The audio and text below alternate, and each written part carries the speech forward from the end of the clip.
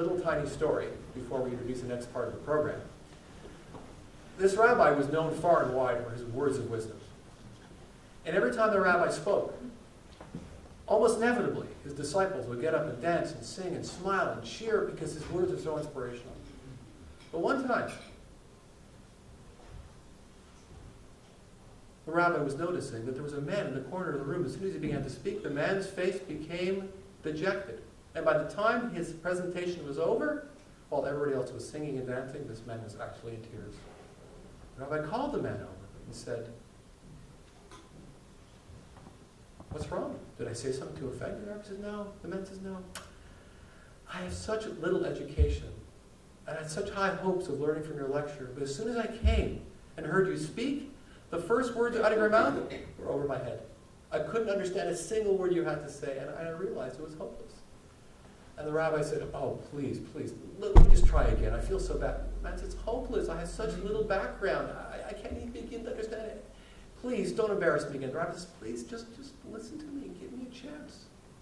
And what the rabbi did then, instead of giving his lecture over again, you know what he did? He sang a simple melody.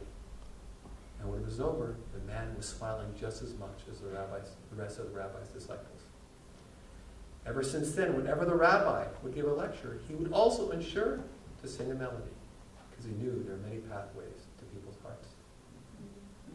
Another ending to the stories was the rabbi's voice was so bad, the man said, "Stop, please, rabbi, go back to the lecture, anything but your singing."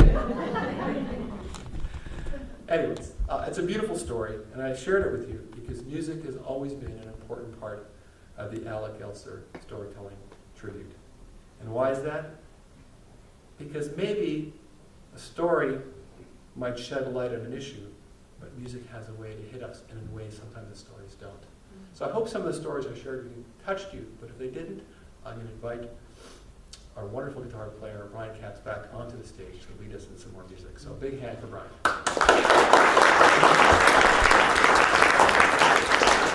We'll be accompanied, of course, by Jim, who is Alex's son, and we're looking forward to their wonderful performance.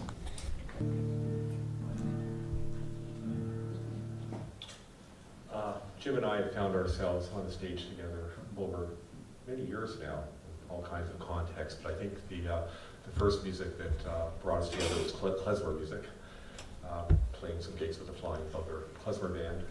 So we're going to do something from that tradition. It's called the Rosh Hashanah.